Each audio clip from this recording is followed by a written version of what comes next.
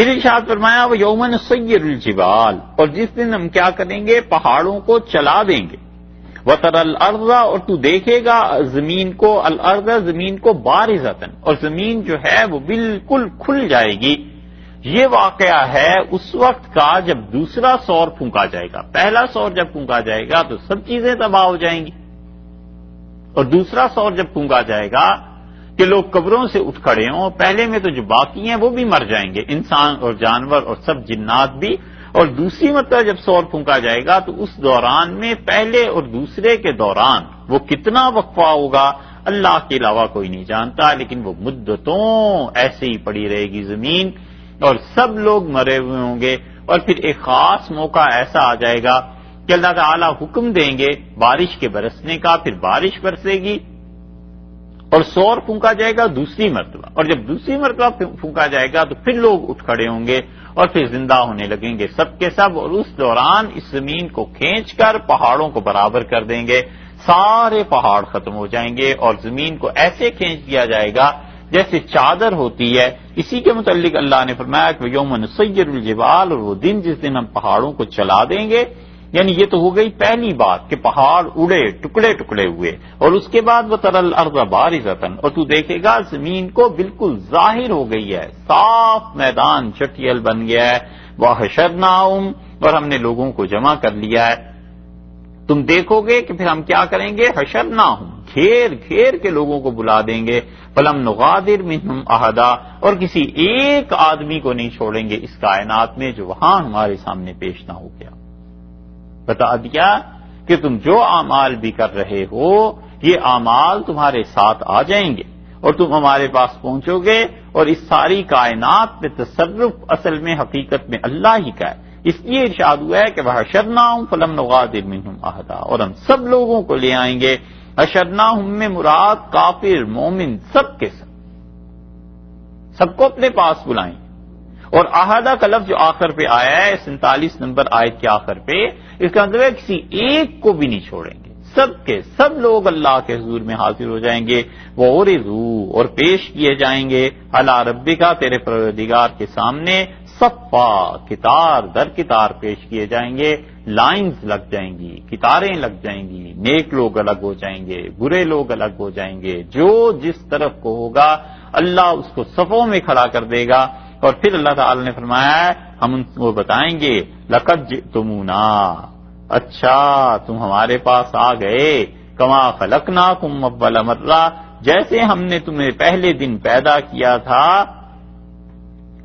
جیسے ہم نے پہلے دن تمہیں پیدا کیا تھا، ٹھیک اس حال میں آج پھر تم ہمارے سامنے آ گئے نا۔ بل زعمتم، دنیا میں تو تم یہ گمان کرتے تھے، الن نجعل لکم، کہ نہیں ہم نے کیا ہے تمہارے لیے موعدا، کوئی بھی وعدہ ہم نے مقرر ہی نہیں کیا، کسی وقت کا وعدہ ہم نے تم سے کیا ہی نہیں تھا۔ تم ایسے منکر تھے کہ تم کہتے تھے قیامت نے آنا کب ہے، اور تم ایسے منکر تھے کہ تم کہتے تھے کیسے اٹھائے جائیں گے، مٹی میں مل گئے، اذا کنا عظاما ورفاتا، ہماری ہڈیاں چورا چورا ہو گئیں، کیا اللہ ہمیں دوبارہ پیدا کرے گا؟ اللہ نے فرمایا جب تم میرے پاس آؤ گے نا تو میں یہ آواز دوں گا، ہم کہیں گے اچھا آ گئے تم، اور کس حال میں آئے ہو، کما خلقناکم اول مرہ، جیسے ہم نے تمہیں پہلے دن پیدا کیا تھا، بغیر ختنے کے، بغیر لباس کے، جس طرح ٹھیک دنیا میں گئے تھے ویسے ہی آج تمہارے سامنے کھڑے ہو۔ حضرت عائشہ رضی اللہ عنہا کہتی ہیں میں نے رسول اللہ صلی اللہ علیہ وسلم سے پوچھا، میں نے کہا اللہ کے رسول لوگ بغیر لباس کے ہوں گے تو کیا وہ دیکھیں گے نہیں ایک دوسرے کو؟ آپ نے فرمایا الامر اشد من ذلک، وہ جو اس دن سختی پڑی ہوئی ہوگی نا عائشہ، وہ اس سے کہیں زیادہ ہوگی کہ لوگوں کو توجہ ہو ایک دوسرے کی طرف، وہ اتنی شدید چیز ہوگی کہ اللہ کے ہاں جب پہنچیں گے تو پسینے میں ڈوبے ہوئے ہوں گے۔ رسول اللہ صلی اللہ علیہ وسلم نے فرمایا اپنے اپنے گناہوں کے بقدر پسینہ لے کے جائے گا، اور کچھ ایسے ہوں گے جو اپنے کندھوں تک پسینے میں ڈوبے ہوئے ہوں گے، اتنے گناہ لے کے اللہ کے حضور میں پہنچیں گے، اور کچھ ایسے ہوں گے جنہیں سر کے بل الٹا لٹکا کے کھڑا کر دیا جائے گا، اور وہ اپنے سر کے بل چلیں گے. یہ وہ لوگ تھے جو دنیا میں اپنے آپ کو بہت بڑا سمجھتے تھے. اور رسول اللہ صلی اللہ علیہ وسلم فرمایا کچھ ایسے بھی ہوں گے جن کی شکل تھوڑی دیر میں تبدیل کر دی جائے گی, اور آپ نے فرمایا انہیں چیونٹیوں کی صورت میں اللہ رکھ دے گا, نہ انہیں موت آئے گی اور نہ لوگوں کے پاؤں سے بچ سکیں گے, اور لوگ اپنے پاؤں میں انہیں کچلیں گے اور انہیں تکلیف ہوگی, اور اللہ تعالیٰ کی طرف سے آواز دی جائے گی کہ تم دنیا میں اپنے آپ کو بڑا سمجھتے تھے, یہ ہے تمہاری سزا. حدیث میں آیا ہے ایسے لوگ بھی جنہیں بچھو کی شکل میں وہاں لایا جائے گا اور ان کی شکل ایسے تبدیل کر دی جائے گی. یہ سب عذاب کی مختلف صورتیں ہیں, مگر یہ جو اللہ نے کہا ہے کہ کسی ایک کو بھی نہیں چھوڑیں گے. آدمی سوچے کہ میرا کیا مقام ہوگا اور میں کہاں پہنچوں گا, اور کتنی بڑی بات یہ ہے کہ وَعُرِضُوا عَلَىٰ رَبِّكَ صَفًّا, تیرے پروردگار کے سامنے پیش کیے جائیں گے. خود پیش بھی نہیں ہوں گے, پیش کیے جائیں گے. فرشتے اٹھائیں گے, بھاگیں گے لوگ ادھر ادھر کو, اور وہ مار مار کے پکڑ پکڑ کے لا کر صفوں میں کھڑا کر دیں گے. کیا مجال ہے جو کسی کی ہل جائے. اور پھر حکم ہوگا, اعلان ہوگا, کہا جائے گا کہ اچھا اب آ گئے ہو پہلے دن کی طرح. تم تو کہتے تھے تمہارے لیے کوئی وعدہ ہی نہیں ہے, تم تو کہتے تھے کس نے مر کے اللہ کے حضور میں جانا ہے. یہ سارے جو پیش ہوں گے پھر پتا چلے گا کہ دنیا میں وہ جو زبان کی بے احتیاطیاں تھیں وہ کیا رنگ لائیں. یہ ابو الفضل نے تفسیر لکھی اور بغیر نقطے کے پورے قرآن پاک کی تفسیر لکھی, اور ایک موقع پہ پہنچ کے اس کو عبارت نہیں بن رہی تھی کہ کیا لکھے. اور یہ ملا مبارک کا بیٹا تھا نا, حضرت مجدد الفسانی رحمت اللہ علیہ, اس زمانے میں لاہور سے دلی جا رہے تھے. تو دلی میں اس نے حضرت کو بلایا اور کہا اس مقام پہ پھنس گیا ہوں. تو حضرت نے اسے عبارت لکھ دی کہ اس مقام پہ یہ عبارت لکھی جا سکتی. بڑا متاثر ہوا حضرت کے علم سے کہ جہاں مجھ جیسا علم والا آ کے تھک گیا ہے وہاں اس شخصیت کو اتنا علم. حضرت مجدد رحمت اللہ نے اس کی باتیں جب سنی تو اٹھ کے آ گئے اور فرمایا یہ تو بڑی شریعت کے خلاف باتیں کرتا ہے. اور جب اس نے اکبر کو گمراہ کرنا شروع کیا ہے تو حضرت نے اسے خط لکھا کہ بادشاہ کی گمراہی سے پورا ملک گمراہ ہو جائے گا اور تم اللہ کو کیا جواب دو. تو حضرت مجدد رحمت اللہ علیہ کے جواب میں لکھتا ہے کہ بادشاہ کے قرب سے جو فائدے حاصل ہو رہے ہیں اکبر کے قریب رہنے سے اور جو مال مل رہا ہے یہ سارا نقد ہے اور آخرت ادھار ہے. تو حضرت نقد کے عوض میں ادھار کو کون پوچھتا ہے. سوچے آدمی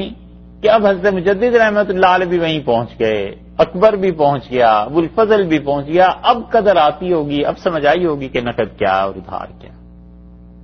اسی لیے اپنی زندگی کے آخر پہ جو اس نے خطوط لکھے ہیں اپنے دوستوں کو ہی, وہ کہتا ہے افسوس میں نے اپنا دین برباد کر دیا, بیچا اور دنیا کمائی, اور اکبر کے ساتھ اتنے سال رہا اور اس کو میں نے گمراہی میں یہ چیزیں سکھائیں, اور میں نے اسے کہا کہ قرآن جو ہے کہ محمد صلی اللہ علیہ وسلم خود لکھا کرتے تھے, اللہ کی طرف سے نہیں آیا کرتا تھا, اور میں نے اسے یہ پٹی پڑھائی تھی کہ اس دین کی مدت 1000 سال ہے اور 1000 سال ختم ہو گئے, آپ اب یہ کیجئے کہ ہجری سن کو منسوخ کر کے الہی سن جاری کیجیے. اور پھر اپنے دوستوں کو لکھتا ہے کہ اب موت قریب آتی محسوس ہوتی ہے اور سوچتا ہوں کیسے توبہ کروں اور کیسے تدارک ہو ان چیزوں کا,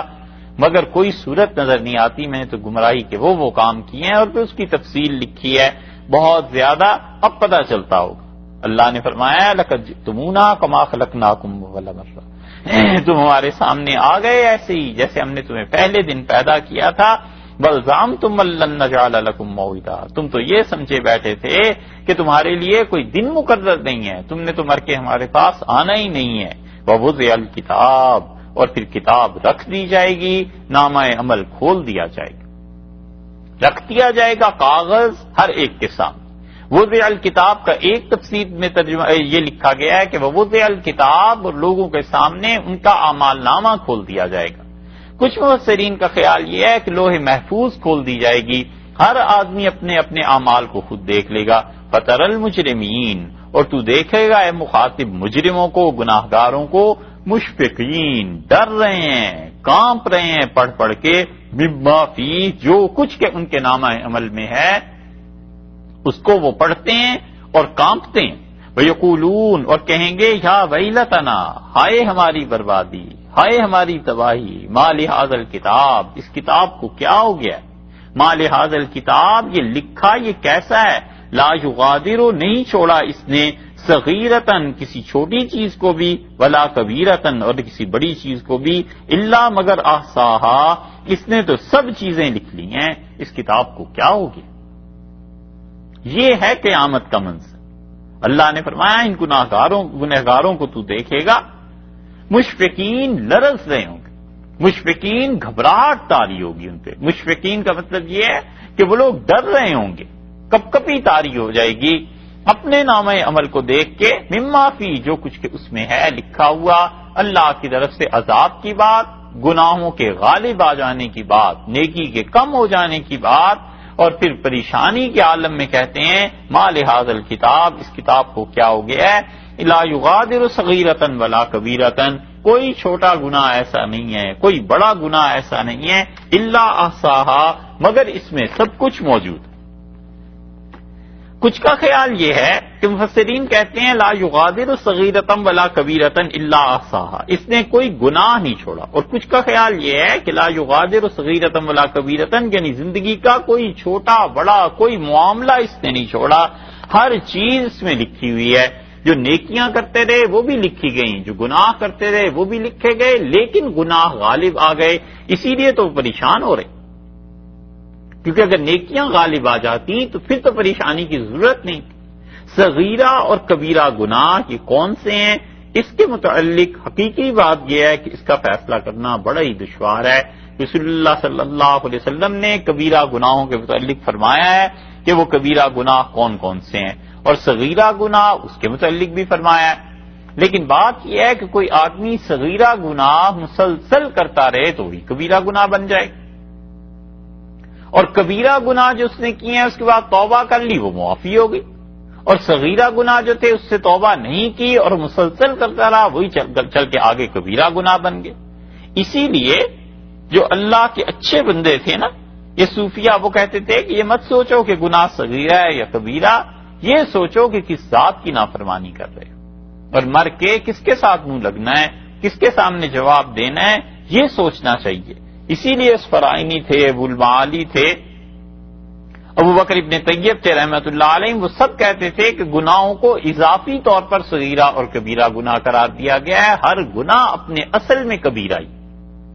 اور وہ کہتے تھے اس کی دوسرے سے نسبت کرو تو پھر وہ صغیرہ گناہ بن جائے گا۔ مثلا قتل ہے، یہ کبیرہ گناہ ہے، لیکن شرک کے مقابلے میں تو یہ صغیرہ گناہ ہے، اس لیے کہ شرک تو بہت بڑی چیز ہے۔ اسی طرح قتل کے مقابلے میں آپ دیکھ لیجئے چوری کو، تو ایک آدمی کی چوری کرنا، اس کے مال کو چرا لینا، اور ایک آدمی کو قتل کر دینا، اس کا خون بہا دینا، یہ دونوں ایک دوسرے کی نسبت صغیرہ اور کبیرہ گناہوں میں آ جائیں گے۔ ایک آدمی نے خون نہیں بہایا، مال اس کا تھوڑا سا لے لیا ہے، یہ بھی اپنی جگہ پر کبیرہ گناہ، لیکن دوسرے نے آ کے قتل کر دیا تو اس کے مقابلے میں تو یہ چھوٹا گناہ ہو گیا۔ اس لیے کسی نے بھی حتمی فیصلہ نہیں کیا، نہ لکھا ہے کہ یہ صغائر ہیں، یہ کبائر ہیں، بس وہ لکھا بھی جو ہے وہ فہرست اپنی طرف سے لکھ دی ہے انہوں نے، اور پھر اس کے بعد بھی یہی لکھا ہے کہ اگر ان گناہوں پر اصرار کرے گا اور توبہ نہیں کرے گا تو یہ کبیرہ گناہ ہو جائیں گے۔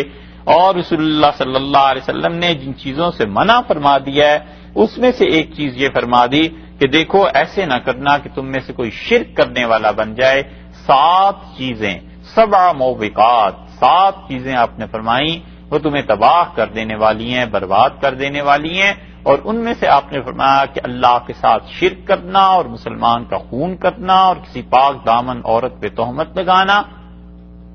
اور چوری ڈاکہ ڈالنا، اور آپ نے فرمایا جھوٹی قسمیں کھانا اللہ کے نام کی۔ یہ 5 گناہ ایسے ہیں جن پہ آپ نے فرمایا کہ صغیرہ گناہ ہیں، اور پھر رسول اللہ صلی اللہ علیہ وسلم نے فرمایا کہ جھوٹی شہادت، جھوٹی گواہی دینا یہ کبائر میں سے ہے، اور اس پہ تو دوسری حدیث میں آیا ہے کہ رسول اللہ صلی اللہ علیہ وسلم نے اس شہادت پہ، جھوٹی گواہی پہ بار بار یہ کہا، آپ نے فرمایا شہادت الزور او قول الزور، میں تمہیں بتاؤں وہ گناہ جو بہت بڑے ہیں، آپ نے فرمایا الاشراک باللہ، اللہ کے ساتھ شرک کرنا۔ ہم نے عرض کیا اور بتا دیجئے، تو رسول اللہ صلی اللہ علیہ وسلم نے فرمایا بدکاری کرنا، ہم نے کہا اور، تو آپ نے فرمایا شہادت الزور او قول الزور، جھوٹی گواہی اور جھوٹی بات، جھوٹی گواہی اور جھوٹی بات۔ اور اتنی مرتبہ یہ کہا کہ تکیہ اپنا جس سے ٹیک لگائی ہوئی تھی چھوڑ کے بیٹھ کے ہم نے سوچا کہ کاش ہم نے اس کو نہ پوچھا ہوتا. رسول اللہ صلی اللہ علیہ وسلم بار بار کہتے رہے کہ جھوٹی گواہی دینا یہ بدترین کبائر. اسی لیے فقہا کہتے ہیں کہ جو جھوٹی گواہی ماضی کے متعلق ہوتی ہے، عدالت میں جا کے قسم کھا دینا، کسی مسلمان کے سامنے قسم کھا دینا، اس کو کہنا کہ ایسے ہے حالانکہ وہ جھوٹی قسم ہے، وہ کہتے ہیں کوئی کفارہ نہیں ہے اس کا سوائے توبہ کے اور اس سے معافی مانگنے کے. اور وہ اسے لکھتے ہیں یہ یمین غموس ہے. یمین غموس کا مطلب وہ قسم جو ڈبو دے آدمی کو، بیڑا غرق کر دے، ستیہ ناش کر دے، یہ وہ یمین غموس ہے، ڈبو دیتی ہے آدمی کو، کیونکہ اس کی گواہی پر کوئی فیصلہ آگے ہو گیا پھر اس کا کیا بنے گا. تو لوگ جو گواہیاں دینی یہ آسان سمجھتے ہیں، حدیث میں بڑی شدید وعید ان پہ آئی. کبائر جی نہیں یہ کبیرہ گناہ، یہ کبیرہ گناہ. چھٹی چیز رسول اللہ صلی اللہ علیہ وسلم نے فرمائی سود. آپ نے فرمایا یہ کبیرہ گناہوں میں سے. اور ساتویں چیز نبی کریم صلی اللہ علیہ وسلم نے بتائی جادو کا کرنا، یہ بھی کبیرہ گناہوں میں سے ہے. اور جادو اتنی شدید چیز ہے کہ آپ نے فرمایا اس کے متعلق کہ اگر تمہیں جادوگر کوئی مل جائے تو اسے قتل کر دو. یعنی شرعی حکومت کہیں قائم ہو جائے تو جو لوگ جادو کرتے ہیں ان کی سزا قتل ہے. اور رسول اللہ صلی اللہ علیہ وسلم نے یہ بھی بتایا ہے کہ جو لوگ جادو کرتے ہیں اللہ کی رحمت سے اس دن بھی محروم رہتے ہیں جس رات لیلۃ القدر کی رات میں جب خدا کی رحمت برستی ہے، یہ اس دن بھی محروم رہتے ہیں. اور بتایا یہ بھی ہے کہ 40 دن تک اس آدمی کی دعا قبول نہیں ہوتی. اور حضرت حفصہ رضی اللہ عنہا ام المومنین کو اپنے زمانے میں ایک جادوگر مل گیا تھا جس نے جادو کیا تھا حضرت عمر رضی اللہ عنہ کے دور میں، تو انہوں نے کہا اسے قتل کروا دو، کیونکہ رسول اللہ صلی اللہ علیہ وسلم نے جادوگروں کے متعلق یہی کہا. اور بالعموم جو لوگ زندگی میں تعویذ، گنڈے، جادو اس قسم کے خراب کام کرتے ہیں، بالعموم ان کی موت بڑی بڑی خراب ہوتی ہے اور بالعموم ایمان کے بغیر ہی دنیا سے چلے جاتے ہیں. اور وجہ اس کی یہ ہے کہ اللہ کی مخلوق کو جو تکلیف پہنچاتے رہے نا، اور جس غرور میں مبتلا رہے کہ ہم جو کچھ بھی کر لیں، نتیجہ یہ کہ اس کی سزا ملتی ہے. اور اللہ کے ہاں سے ان لوگوں پر پھر لعنت بھی ایسی برستی ہے کہ یہ لوگ پھر ٹھیک چیز پر نہیں آتے. اسی طرح رسول اللہ صلی اللہ علیہ وسلم نے ایک اور جگہ جو بتائی ہے گناہوں کے متعلق کہا ہے کہ یہ بہت بڑے بڑے کبیرہ گناہ ہیں. اس میں فرمایا ہے کہ اپنے والدین کی نافرمانی کرنا، شہادت کو چھپانا، صحیح بات کرنی ہے مگر اس کو چھپا گیا. ایک جگہ کہیں پر تہمت کسی پہ لگ رہی ہے، اسے پتا ہے کہ یہ بات جھوٹی ہے، اب یہ جان بوجھ کے اسے چھپا جاتا ہے، چپ رہتا ہے. نہیں کرنا چاہیے. مناسب الفاظ میں کسی بھی آدمی کی برات ہے اس کا اظہار کر دینا چاہیے کہ بھئی یہ جھوٹی بات ہے، آدمی فلاں آدمی ایسا نہیں. رشتے جب ہوتے ہیں اس میں شہادت کو چھپاتے ہیں، یہ کبیرہ گناہوں میں سے ہے. شہادت کو نہیں چھپانا چاہیے. لوگ آ کے پوچھتے ہیں فلاں لڑکا کیسا ہے، فلاں لڑکی کیسی ہے. اب ایسی ہیرا پھیری ہوتی ہے کہ پتہ ہے ہم نے خود رشتہ وہاں کرنا ہے، اسے کہہ دیں گے کہ وہ تو بہت برے لوگ ہیں جی آپ نہ کیجیے، اور اگلے دن خود ہی اسی رشتے میں چلے جائیں گے. یہ جو شہادت چھپائی تھی یہ کبیرہ گناہ. اسی طرح ضد میں آ کے پتہ ہے کہ ان لوگوں میں کوئی عیب نہیں، اور یہ شہادت دینا کہ ان میں عیب ہے، ان میں گناہ ہے، ان میں برائی ہے، یہ جھوٹی شہادت ہے. ایسے ہی کسی سے بدلہ لینا ہوا اور پتہ ہے کہ یہ لڑکی یا لڑکا اس کا رشتہ فلاں خاندان میں ہو گیا تو ان لوگوں میں یہ عیب اور برائی ہے، ان لوگوں کی تو زندگی خراب ہو جائے گی، مگر اس موقع پہ چپ رہنا تاکہ پتہ ہی نہ چلے اور یہ رشتے ہو جائیں اور یہ خود ہی بھگتتے رہیں. یہ سب جھوٹی گواہی کے ضمن میں آتی ہیں اور لوگ ان جھوٹی گواہیوں کو کچھ نہیں سمجھتے. ڈاکٹر لکھ کے دیتا ہے کہ اس کو فلاں مرض ہے حالانکہ اسے وہ مرض نہیں ہوتا، یہ جھوٹی گواہی.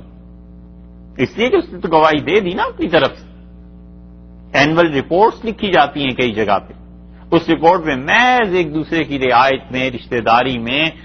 تعلق داری میں، اس کے احسانات میں دب کے یا کسی بھی چیز میں آ کے جھوٹی گواہیاں لکھ دینا، یہ سارا سسٹم اس سے خراب ہو جاتا ہے اور یہ کبیرہ گناہوں میں سے ہے. لوگ اسے چھوٹی چھوٹی چیزیں سمجھتے ہیں. ایسے ہی حرام کا کھانا، حرام یعنی ناپاک جانوروں کا کھانا، یہ سب کبیرہ گناہوں میں سے ہیں. اور اسی طرح نماز کا چھوڑ دینا، بغیر وجہ کے نماز کو ترک کرنا، یہ کبیرہ گناہوں میں سے ہے. رسول اللہ صلی اللہ علیہ وسلم نے فرمایا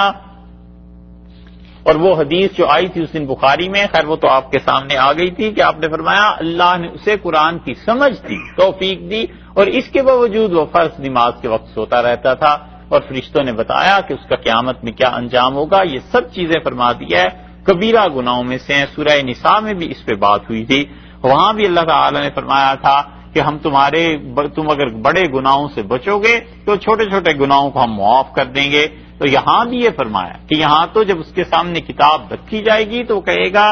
کہ یا ویلتنا ما لہذا الکتاب، افسوس اس کتاب کو کیا ہو گیا ہے، ہائے میری تباہی بربادی، لا یغادر صغیرۃ ولا کبیرۃ الا احصاها، کوئی چھوٹا اور کوئی بڑا گناہ ایسا نہیں ہے جو اس کتاب نے گھیر نہ لیا ہو. ووجدوا، اور وہ پائے گا، ما عملوا، جو کچھ اس نے عمل کیا تھا، حاضرا، اس کو سامنے پائے. یہ ہے آیت کا ٹکڑا جس پہ بڑا شدید اختلاف ہے، اور لکھنے والوں نے اس پہ اتنے صفحے لکھے ہیں کہ اگر انہیں الگ کیا جائے تو چھوٹا سا کتابچہ بن جائے، مستقل بحث ہے. اللہ تعالی نے فرمایا وَوَجَدُوا مَا عَمِلُوا حَاضِرًا، جو عمل اس نے کیا تھا اپنے سامنے وہ پائے گا، جو کچھ کیا ہے. ایک پورا گروہ اس طرف کیا ہے، خلاصہ سب کا آپ کے سامنے رکھتے ہیں کہ وہ کہتا ہے کہ عمل کو نہیں پائے گا، اس کی جزا کو پائے گا، اور جو جزا تلے گی اللہ کے ہاں وہ کم سے کم پیمانے کے ساتھ تلے گی، اور کم سے کم پیمانہ یا تو چونٹی ہے اور یا پھر رائی کا دانہ ہے. فلاں آدمی نے نماز پڑھی، اس کی نماز قبول ہو گئی، اب اسے کتنا اجر ملا ہے؟ وہ کہتے ہیں چونٹیوں کی صورت میں تولا جائے گا، کیونکہ سب سے کم پیمانہ یہ ہے. قرآن پاک میں آیا ہے کہ رائی کے دانے کے برابر بھی اگر کہیں نیکی ہوگی تو اللہ تعالیٰ اسے لے آئیں گے. تو وہ کہتے ہیں رائی کے دانے کے برابر سب سے کم ویٹ ہے، اس سے تولا جائے گا. یہ تو دونوں حضرات کی رائے. کہتے ہیں جو بھی عمل اس نے کیا، گناہ ہے اس میں کتنا وزن تھا، نیکی ہے اس میں کتنا وزن تھا. یہ تو ایک خیال ہے. دوسرے حضرات اس طرف گئے ہیں، محدثین کی اکثریت، کہ وہ کہتے ہیں جو کچھ اس نے دنیا میں کیا تھا اپنے عمل کو، اسی عمل کو شکل کی صورت میں وہ پائے گا. اعمال کی شکلیں بن جائیں گی اور ان شکلوں کو وہ دیکھے گا. اچھا عمل کیا تھا اس کی اپنی ایک شکل ہے. مثلاً حضرت ابراہیم علیہ الصلوۃ والسلام نے کہا رسول اللہ صلی اللہ علیہ وسلم سے کہ جب آپ کی امت کے لوگ اللہ اکبر کو پڑھیں گے تو اللہ تعالیٰ ان کے لیے جنت میں ایک درخت لگا دے گا، تو وہاں پہنچ کے جتنے لوگ اللہ اکبر جتنی مرتبہ پڑھتے رہتے انہیں درختوں کی صورت میں مل جائے گا. اور اس نظریے پہ متعدد احادیث ہیں جو محدثین نے نقل کی ہیں، کوئی ایک دو چار بھی نہیں، ہزاروں ایسی روایات مل جائیں گی اور سینکڑوں صحیح حدیثیں مل جائیں گی جن میں رسول اللہ صلی اللہ علیہ وسلم نے براہ راست الفاظ ارشاد فرمائے ہیں، یا پھر یہ کہ محدثین نے ان سے یہی سمجھا ہے ان روایات. اور چند ایک احادیث ایسی مل جائیں گی جن میں صراحتاً رسول اللہ صلی اللہ علیہ وسلم نے بتایا کہ جو عمل ہے وہ کسی شکل میں وہاں جا کر ملے گا. مثلا جیسے بھی ایک مثال دی، موت کے متعلق رسول اللہ صلی اللہ علیہ وسلم نے فرمایا کہ قیامت میں موت کو دمبے کی شکل میں لایا جائے گا اور جنت اور جہنم کے درمیان رکھ کے اسے ذبح کر دیں گے، اور اہل جنت کے لیے سب سے بڑی پریشانی کا دن وہ ہوگا اور اہل جنت کے لیے سب سے بڑی خوشی کا دن وہ ہوگا. اور دونوں طرف کو کہہ دیا جائے گا کہ جو موت دنیا میں آتی تھی اس کو آج ہم نے ختم کر دی. اللہ کی ذات کی طاقت اور قدرت کا اندازہ کوئی اس حدیث سے کرے کہ موت فنا کا نام ہے نا. آدمی کی روح نکل گئی، مر گیا، پھول مرجھا گیا، مر گیا، کھانا خراب ہو گیا، مر گیا. یہ جتنی فنا کی صورتیں ہم دیکھتے ہیں اس فنا پر بھی اللہ نے فنا داری کر دی. کیسی قدرت ہے اس ذات کی، کتنے اختیار والا ہے وہ. اس لیے یہ جو عمل ہیں ان سب چیزوں کو وہاں پائے گا. ایسے ہی کوئی آدمی کوئی اور گناہ کا کام کرتا ہے، نیکی کا کام کرتا ہے، اللہ کے ہاں ان اعمال کی صورتیں ہیں اور ان اعمال کی صورتوں میں وہ چیزیں اس کے پاس بھیجی جائیں گی. قبر میں بھی آتا ہے، رسول اللہ صلی اللہ علیہ وسلم نے فرمایا قبر میں بھی چیزیں اس کے پاس آئیں گی. وہ جو صورتیں پڑھتا تھا جب اسے میت کو لٹایا جائے گا تو وہ قبر میں قرآن اس کو گھیر لے گا اور آپ نے فرمایا خدا کا عذاب آئے گا قبر میں اس کی طرف، تو جو سورت پڑھتا تھا کوئی اس کے پاؤں کی طرف آ جائے گی اور وہ کہے گی کہ بالکل نہیں، میں تو تمہیں اجازت نہیں دیتی کہ تم اس کے چھو جاؤ، ادھر تو میرا پہرا ہے، میں تمہیں نہیں آنے دوں گی، اور وہ دور ہو جائے گا عذاب، اور پھر وہ سر کی طرف آئے گا اور سینے کی طرف آئے گا اور پیٹ کی طرف آئے گا، ہر جگہ سے وہ صورتیں اسے ہٹاتی رہیں گی کہ یہ تو ہمیں پڑتا تھا، ہم اس کو عذاب نہیں ہونے دیں گے، اور اللہ تعالیٰ اس عذاب کو واپس لے لیں گے۔ یہ صورتوں کا آنا یہ شکل ہے اعمال کی۔ رسول اللہ صلی اللہ علیہ وسلم نے ایک اور بات بھی ارشاد فرمائی، آپ نے فرمایا کہ قیامت کے دن یہ سورہ بقرہ اور سورہ آل عمران یہ دونوں آئیں گی پرندوں کی صورت میں، اور وہ لوگ جن کے لیے جہنم کا حکم ہو گیا ہوگا یہ اللہ تعالیٰ سے کہیں گی کہ اللہ ان لوگوں کو معاف کر دے، انہوں نے دنیا میں ہمیں پڑھا تھا، ہمیں سمجھا تھا، اور ہم ان کی شفاعت کے لیے حاضر ہوئی ہیں، اور اللہ تعالیٰ اپنے کلام کی شفاعت قبول فرمائے گا اور لوگوں کو معاف کر دیا جائے گا۔ ایسی متعدد روایات میں آیا ہے کہ انسان کے اعمال قیامت میں اس کے سامنے آئیں گے اور یہ چیزیں ہوں گی۔ قرطبی نے بھی ایک حدیث لکھی ہے، اس سے ملتا جلتا مضمون آیا ہے مسلم میں بھی، اور رسول اللہ صلی اللہ علیہ وسلم نے فرمایا ایک آدمی کو جہنم کا حکم ہو جائے گا، اور فرشتے جب لے کر چلنے لگیں گے تو اس آدمی کی بیٹیاں آ جائیں گی اور وہ چمٹ جائیں گی اپنے باپ سے، اور اللہ کو واسطہ دیں گی ان نیکیوں کا جو اس باپ نے دنیا میں اپنی بیٹیوں سے کی تھی، اور وہ کہیں گی کہ اللہ یہ ہمارے حق میں بڑا اچھا رہا، ہمارے والد نے ہمیں بہت اچھی طرح رکھا، اور اللہ فرمائیں گے اس آدمی کو بخش دیا اس کی بیٹیوں کی وجہ سے، اس کی بیٹیوں کی سفارش سے۔ تو یہ ساری چیزیں اپنے اصل صورت میں اعمال جس صورت میں بھی ہیں، جس رنگ میں بھی ہیں، اللہ کے سامنے پیش ہو جائیں گے۔ محدثین کی اکثریت اس طرف گئی ہے، وہ کہتے ہیں اللہ نے بھی فرمایا وَوَجَدُوا مَا عَمِلُوا حَاضِرًا، اور وہ پیش کیے جائیں گے اللہ کے سامنے، وہ اعمال حاضر ہو جائیں گے، یہ پائیں گے یہ لوگ ما عملوا، جو کچھ انہوں نے عمل کیا ہے وہاں پا لیں گے۔ رسول اللہ صلی اللہ علیہ وسلم نے فرمایا سانپ ایک آدمی کے گلے میں ڈال دیا جائے گا، اور وہ اس کو ڈسے گا اس کے چہرے پہ، ماتھے پہ، اور وہ سارا جسم اس کا اس کے زہر سے متاثر ہوگا، اور وہ چیخے گا، اور پھر وہ اسے ڈسے گا، پھر وہ کہے گا کہ خدایا یہ کیا عذاب ہے جو میرے گلے میں پڑ گیا، تو اللہ تعالیٰ فرمائیں گے یہ تیرا مال ہے جس سے تو نے زکوٰۃ نہیں دی تھی، یہ جو گناہ اس نے کیا تھا یہ گناہ اس کے سامنے سانپ کی صورت میں آ گیا۔ تو وہ سارے محدثین ان احادیث کی بنیاد پہ کہتے ہیں کہ وہ اعمال پیش کیے جائیں گے، اور متکلمین جو ہیں ان کی تیسری رائے، اکبر الہ آبادی بھی یہ کہتے تھے، اکبر الہ آبادی شاعر تھے لیکن اللہ نے بڑی اچھی سمجھ انہیں دی تھی، وہ بھی یہ کہتے تھے، متکلمین کا تو اپنا نظریہ ہے، وہ کہتے ہیں کہ زمانے کو الٹا چلایا جائے گا، قیامت کا جو دن ہے اس سے ٹائم کو پیچھے کی طرف پھیر دیں گے، تو ہر ایک صدی میں، ہر ایک سال میں جس آدمی نے جو کام کیا تھا وہی سامنے آ جائے گا۔ وہ کہتے ہیں یہ سب چیزیں کھل جائیں گی، ہر آدمی کے وہ اعمال اس کے سامنے آ جائیں گے کہ زندگی میں کیا کچھ کرتا رہا ہے۔ مثلاً ایک آدمی 2005 میں مر گیا، تو 2005 جب آئے گا سیریز کو بیک کرتے ہوئے تو 2005 میں یہ اپنا مرنا دیکھ لے گا، اس سے پہلے 2004 میں کیا کر رہا تھا وہ اعمال بھی دیکھ لے گا، پھر 3 میں کیا کر رہا تھا، پھر 2 میں کیا کر رہا تھا۔ اس لیے وہ کہتے ہیں ٹائم کو جب الٹا پھیریں گے تو سب کی سب چیزیں لوگوں کی نکل آئیں گی، یہ ہے وَوَجَدُوا مَا عَمِلُوا حَاضِرًا، اور لوگ دیکھیں گے، وہ پا لیں گے جو کچھ کیا ہے اپنے سامنے، یہ سب چیزیں ٹائم کے ساتھ ساتھ ان کے سامنے آ جائیں گی۔ یہ تینوں ہی نظریے درست ہیں، تینوں پہ بہت کچھ لکھا گیا ہے، کوئی اس کا فیصلہ نہیں کر سکتا، اور نہ ایسی کوئی چیز ہے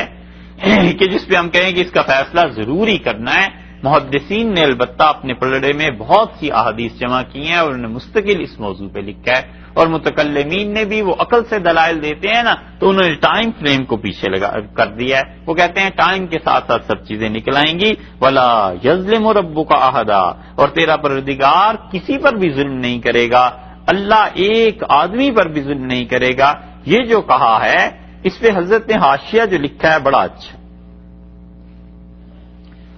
فرماتے ہیں رب جو کرے سو ظلم نہیں، اردو ہے نا پرانی، تو اس لیے اسے سمجھنا اردو کا، لیکن مضمون جو لکھا ہے کمال کی بات کی ہے یہ ساری بحث ہے اختیار کی، اور بحث ہے اصل میں یہ کہ اللہ تعالیٰ نے انسان کو کتنا اختیار دیا ہے، کتنا اس کے پاس۔ جبر اور قدر کی بحث ایک دن آئی تھی نا، کہ آخر پہ پہنچ کے کیا رہ جاتا ہے کہ مشیت باری تعالیٰ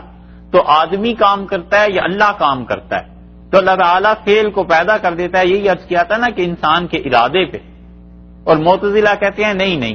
اللہ تعالیٰ کے آنے انسان خود ہی خالق ہے، اور اہل سنت کہتے ہیں کہ انسان اپنے افعال کا کاسب ہے اور خالق اللہ ہے۔ اس ساری بحث کو ذرا دیکھیے ایک حاشیے میں کیسے سمیٹا ہے، یہ ہے علم۔ رب جو کرے سو ظلم نہیں، سب اسی کا مال ہے، پر ظاہر میں جو ظلم نظر آوے وہ نہیں کرتا۔ بے گناہ دوزخ میں نہیں ڈالتا اور نیکی ضائع نہیں کرتا۔ کسی آدمی کی بھی نیکی ضائع نہیں کرتا، اور کسی آدمی کا بھی جب تک قصور نہیں ہے اسے دوزخ میں نہیں پھینکے گے۔ جو کوئی کہے گناہ میں ہمارا کیا اختیار، جو آدمی یہ کہتا ہے ہم نے کیا گناہ کیا، بس قدرت نے کرا دیا، فرماتے ہیں سو بات نہیں، یہ بات درست نہیں ہے۔ اپنے دل سے پوچھ لے، جب گناہ پر دوڑتا ہے اپنے قصد سے دوڑتا ہے، جو فعل کرتا ہے اپنے ہی اختیار سے کرتا ہے، جو گناہ کا راستہ ڈھونڈتا ہے اور اختیار کرتا ہے تو اپنے ہی قصد اور ارادے سے کرتا ہے۔ اور جو کوئی کہے، دیکھو فکرہ کیسا ہے، اور جو کوئی کہے قصد بھی اسی نے دیا، یہ بھی اسی کی طرف سے ہے، سو قصد دونوں طرف لگ سکتا ہے۔ تو مطلب یہ کہ تم کہتے ہو کہ قصد ارادہ اللہ ہی نے دیا ہے، تو ارادہ تو دونوں طرف لگ سکتا ہے۔ تم خود ارادہ کرتے نیکی کا تو ادھر سے توفیق ہو جاتی، برائی کا ارادہ کیا ہے تو ادھر کی ہوگی۔ اور جو کہے اسی نے ایک طرف لگا دیا، اب وہ کہتا ہے گناہ اس لیے کرتا ہوں کہ اس نے ایک طرف خود ہی لگا دیا، فرماتے ہیں سو بندے کے دریافت سے باہر ہے۔ یہاں پہنچ کے یہ بات کہ کیا ہو گئی ہے، کفر کیوں اختیار کر لیا ہے، سو بندے کے دریافت سے باہر ہے، بندے سے معاملت ہے اس کی سمجھ پر، یعنی اس کے بعد یہاں آ کے رک جائے، اب بندہ اس کے بعد نہ بولے۔ اور پھر فرماتے ہیں بندے سے معاملت ہے اس کی سمجھ پر، بندہ بھی پکڑے گا اسی کو جو اس سے بدی کرے، یعنی بندے کے ساتھ جو معاملہ اللہ نے کیا ہے یہ انسان کو خود سمجھنا چاہیے۔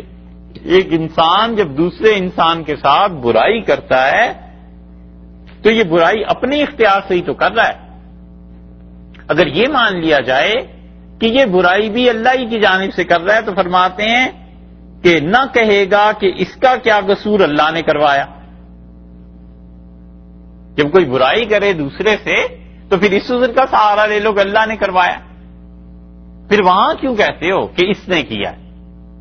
تو فرماتے ہیں بس معاملہ انسانوں کا جو ہے ایک دوسرے کے ساتھ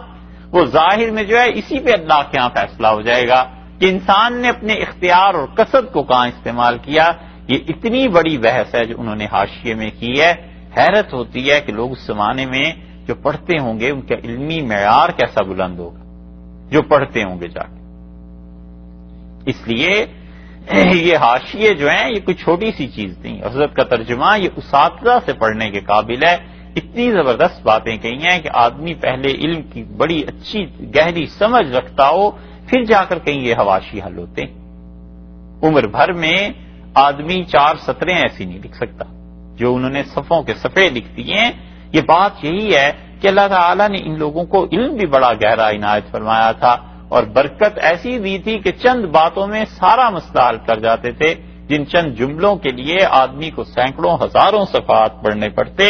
تو اس لیے اللہ تعالیٰ نے یہاں پر فرما دیا ہے وَلَا يَظْلِمُ رَبُّكَ أَحَدًا، اور تیرا پروردگار کسی پر ظلم نہیں کرتا۔ جو اعمال ہیں ان کے سامنے آ جائیں گے، اپنے متعلق فیصلہ کر لیں گے۔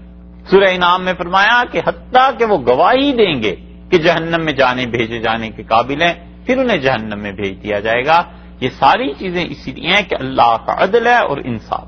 وَإِذْ قُلْنَا لِلْمَلَائِكَةِ اسْجُدُوا، اور جب ہم نے کہا فرشتوں سے کہ سجدہ کرو، جھکو اس آدم علیہ السلام کے لیے، فسجدوا، سب نے سجدہ کیا، الا ابلیس، سوائے شیطان کے۔ پہلے پارے میں یہ بات آئی تھی، پھر سورہ اعراف میں یہ بات آئی، پھر سورہ حجر میں یہ بات آئی، پھر سورہ بنی اسرائیل میں آئی، اب پھر یہاں پہ، اس لیے اس کی تشریح کئی مرتبہ ہو گئی۔ یہاں نئی بات جو فرمائی ہے، ارشاد فرمایا کان من الجن، یہ شیطان جنات میں سے تھا۔ اس سے معلوم ہوا کہ یہ فرشتوں میں سے نہیں تھا۔ اس لیے جو لوگ ہمارے یہاں کہتے ہیں نا، اور خاص طور پہ یہ شاعر اسلام کا مذاق اڑانے کے لیے کہ یہ معلم الملکوت تھا، کہ فرشتوں کا بھی معلم تھا، استاد تھا، یہ باتیں درست نہیں ہیں۔ کسی حدیث سے کہیں ثابت نہیں ہے کہ یہ فرشتوں کا معلم بن گیا تھا، جنات میں سے تھا، یہ سرے سے فرشتہ تھا ہی نہیں۔ اور اللہ کا یہ کہہ دینا کہ کان من الجن، یہی کافی ہے، آگے اس کی ایک دلیل اور بھی دے دی ہے۔ اور ارشاد فرمایا ففسق، یہ جو فا ہے نا، اس فا کا مطلب ہے کہ اس سبب سے، اس وجہ سے۔ کون سی وجہ؟ کہ یہ جنات میں سے تھا۔ اگر فرشتوں میں سے ہوتا تو پھر پہلے بات آ گئی نا، فسجدوا، سب نے سجدہ کیا تھا فرشتوں نے، الا ابلیس، سوائے شیطان کے۔ تو شیطان نے کیوں سجدہ نہیں کیا؟ فرمایا کان من الجن، وہ جنات میں سے تھا، فا، سو اس وجہ سے، فسقا، وہ نکلا، عن امر ربہ، اپنے پروردگار کے حکم سے۔ اللہ نے جو حکم دیا تھا اس سے وہ نکلا ہے۔ کیوں؟ اس لیے کہ یہ جنات میں سے تھا، اگر فرشتوں میں سے ہوتا تو اللہ کی اطاعت کرتا۔ ایک تو یہ دلیل ہو گئی، اور دوسری دلیل آگے، ایک اللہ کا کہنا ہو گیا، دوسرے یہ دلیل ہو گئی، تیسرے آگے فرمایا افتتخذونہ، کیا تم اسے بناتے ہو، وذریتہ، اور اس شیطان کی نسل کو، اولاد کو۔ تو ذریت جو شیطان کی ہوئی، اس کا مطلب یہ ہوا کہ شیطان کی آگے اولاد بھی چلتی ہے، اور فرشتوں کی یہ بات نہیں ہے۔ اب یہ شیطان کی اولاد کیسے چلتی ہے؟ یہ تو کسی صحیح روایات کا ہے نہیں علم کہ اس میں آئی ہو، مگر قرآن نے اتنا بتایا کہ اس کی ذریت چلتی ہے، اور بعض مفسرین کا خیال یہ ہے کہ ذریت سے مراد اس کے دوست ہیں، انسانوں میں بھی اور جنات میں بھی، جو اس کے پیغام کو دنیا میں پھیلاتے ہیں۔ افتتخذونہ وذریتہ، کیا تم اس کو اور اس کی ذریت، اس کی اولاد کو بناتے ہو، اولیاء من دونی، مجھے چھوڑ کے تم اسے اپنا دوست بناتے ہو، وہم لکم عدو، اور وہ شیطان تو تمہارا دشمن ہے، بئس للظالمین بدلا، ہائے افسوس، کتنا برا بدل کیا ہے ظالموں نے میرے متعلق، مجھے چھوڑ دیا، بئس للظالمین بدلا، کتنی بری چیز کی ہے، کتنا برا ہاتھ لگا بے انصافوں کے، بدلا، انہوں نے مجھے چھوڑ دیا اور شیطان کو اپنا بڑا بنا لیا، کتنی بری بات ہے جن ان گناہ گاروں نے کی۔ فارسی کا ایک شاعر کہتا ہے، بقول دشمن پیمان دوست بشکستی، دشمنوں کی بات میں آ کے میرے ساتھ جو دوستی کا تعلق تھا نا، اسے توڑ دیا، اور میرے دشمنوں نے اسے ورغلا لیا، بے بھی کہ از کے بریدی و بکے پیوستی، دیکھ غور کر کس سے رشتہ توڑا ہے اور کہاں جا کے جوڑا۔ اللہ نے کیا بتایا ہے اس آیت میں؟ اللہ نے فرمایا یہ شیطان تمہارا دشمن ہے، اپنی اولاد بھی اس کی دشمن ہے تمہاری، اولیاء من دونی، اور گناہ گاروں نے میرے علاوہ اس کو اپنا دوست بنا لیا، وہم لکم عدو، حالانکہ یہ تو ان کا دشمن تھا، بئس للظالمین بدلا، کتنا برا بدلہ دیا ہے، کتنی بری تبدیلی کی ہے ظالموں نے، مجرموں نے، مجھے چھوڑ دیا اور ان کے اس کے پیچھے لگ گئے۔ اللہ تعالیٰ کو حق بنتا تھا یہ بات کہنے کا، کیونکہ دیتا وہ ہے، مالک وہ ہے، کرم وہ کرے، مشکلات میں بندوں کے وہ کام آئے، اپنے بندوں پر رحمت وہ کرے، آخرت میں مغفرت وہ کرے، اور جنت میں وہ بھیجے، اور دنیا میں نالائق بندے اللہ کو چھوڑ دیں اور اس کے عوض میں شیطان کو اختیار کر لیں۔ کوئی تو مناسبت ہوتی، کوئی تو بات ہوتی، کہاں حق تعالی شانہ کی ذات پاک اور اقدس، اور کہاں شیطان جیسا ملعون۔ اللہ نے فرمایا لوگوں نے بڑا ہی برا کیا ظالموں نے کہ مجھے چھوڑ دیا اور اس کو اپنا لی۔ یہ انہوں نے کیا کیا ہے؟ ما اشہدتم، ہم نے ہرگز نہیں بلایا تھا، ہم نے دعوت نہیں دی تھی۔ ایک ترجمہ ما اشہدتہم، میں نے انہیں دکھا نہیں دیا تھا خلق السماوات والارض، جب میں پیدا کر رہا تھا آسمانوں کو، جب میں نے پیدا کیا تھا زمین کو، میں نے انہیں بلایا تو نہیں تھا، میں نے تو نہیں کہا تھا کہ آ کے مشاہدہ کرو، میں نے تو انہیں دعوت نہیں دی تھی، میری شیطان سے کیا دوستی تھی، میرا کیا تعلق تھا اس سے کہ میں اسے بلاتا ان شیطان کو اور اس کی ذریت کو، میں نے تو انہیں نہیں بلایا، میں نے تو انہیں دکھایا نہیں ہے۔ ولا خلق انفسہم، جب یہ خود پیدا کیے جا رہے تھے تو بھی اس وقت میں نے ان سے مدد نہیں مانگی تھی، میں نے انہیں دعوت نہیں دی تھی، میں نے ان سے مشورہ نہیں لیا تھا۔ وما کنت متخذ المضلین عضدا، اور میں ایسا ہوں بھی نہیں کہ بہکانے والوں کو اپنا بازو بنا لوں، اپنی طاقت بنا لوں۔ عضد کہتے ہیں اصل میں جسم کے اس حصے کو جو کوہنی سے شانے کے درمیان ہوتا ہے، یہ تو محاورے میں کہتے ہیں نا قوت بازو، کہ اپنے جسم کی طاقت سے، تو اللہ نے فرمایا ہم نے تو اسے اپنی طاقت نہیں بنا لیا تھا،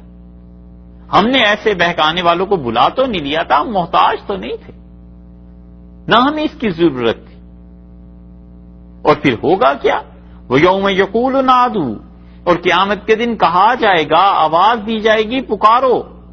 کہیں گے نادو شرکائی، اللہ کہے گا پکارو میرے شریکوں کو، الذین زعمتم، جن کے متعلق تم گمان کرتے تھے کہ یہ سارے میری خدائی میں شریک ہیں، آج پکارو ان کو، آج بلاؤ ان کو، فدعوہم، سو وہ پکارنا شروع کریں گے۔ اللہ کے علاوہ جس کی عبادت کی تھی اس دن کھڑے ہو کر یہ کافر پکاریں گے، دنیا میں جس چیز پر قائم رہے تھے موت کے بعد بھی وہی چیز سامنے آ گئی، فدعوہم، سو انہیں پکاریں گے، فلم یستجیبوا لہم، اور وہ ان کو ہرگز کوئی جواب نہیں دیں گے، وجعلنا بینہم موبقا، اور ہم ان کے درمیان اور ان کے درمیان جن کو پکار رہے تھے اور جو پکارنے والے ہیں، یہ عابد اور ان کے وہ معبود، اور یہ پکارنے والے اور جنہیں پکارا جا رہا ہے، ان سب کے درمیان موبقا، آگ کی خندق کو حائل کر دیں گے، تباہی کو حائل کر دیں گے، ان دونوں کے درمیان آگ آ جائے گی۔ موبق اصل میں کہتے ہیں مرنے کا سامان، جس چیز سے آدمی مر جائے، اس لیے تفسیریں اس کی گئی مختلف۔ وجعلنا بینہم موبقا، ہم ان کے درمیان موت کو حائل کر دیں گے، یعنی ایسی شدید عذاب ہوگا کہ اسے دیکھ کے موت کا خوف آئے گا کہ اب کون جائے۔ اسی لیے بعض نے تفسیر اس کی کر دی کہ ہم ان کے اور ان کے درمیان جہنم آگ کو حائل کر دیں گے۔ اللہ تعالیٰ نے اسی لیے یہاں شدید مذمت کی ہے کہ تم مجھے چھوڑ کے ان کی عبادت کرتے، تم نے میرے عوض میں اسے لے لیا، اور پھر تم دیکھو وہ اتنے بیکار، اتنے مجبور ہیں، جب وہ خود پیدا ہو رہے تھے تو ہم نے ان سے تھوڑا ہی پوچھ لیا تھا، کسی کو بلا تھوڑا ہی لیا تھا آسمان و زمین کی تخلیق کے وقت، ذرا نظر ثانی کرو، ہمارا کسی کے ساتھ کیا میچ، کیا جوڑ ہے؟ اللہ تو اللہ ہی ہے، اور مخلوق جیسی بھی ہو بہرحال مخلوق ہے۔ اسی لیے ارشاد میں کہ وما کنت متخذ المضلین عضدا، اور ان گمراہوں کو میں نے کبھی بھی اپنا دوست مددگار نہیں بنایا، مجھے ضرورت ہی نہیں تھی بھائی۔ اور قیامت کے دن جو انہیں پکارتے رہے ہیں وہ بھی بے بس ہو جائیں گے، کوئی چیز کام نہیں آئے گی، پکار پکار کر انہیں تھکیں گے، اور پھر وجعلنا بینہم موبقا، ہم ان کے درمیان اور جن کی عبادت کرتے تھے وہاں پر موت کو حائل کر دیں گے۔ ورأى المجرمون، اور دیکھیں گے یہ گناہگار، النار، آگ کو، فظنوا، اور یہ جان جائیں گے کہ انہم واقعوہا، کہ بس یہ اب اس میں گرنے والے ہیں، یہ اس میں پڑنے والے ہیں۔ اس آگ کو دیکھ کر یہ گناہگار احساس ہو جائے گا کہ اس میں جانا ہی جانا ہے۔ اسی چیز کو سورہ زمر میں اللہ نے بیان فرمایا ہے، اور اللہ تعالیٰ نے فرمایا جہنم کے دروازوں پر پہنچیں گے اور وہ دروازے بند ہوں گے، اور پریشانی کی کیفیت ہوگی کہ اب دروازے کھلیں گے تو کیا ہوگا۔ اور اہل جنت کے متعلق فرمایا ہے کہ پہلے ہی سے دروازے کھلے ہوئے ہوں گے، پہنچنے سے بھی پہلے حکم ہو جائے گا کہ دروازوں کو کھول دو۔ فظنوا انہم واقعوہا،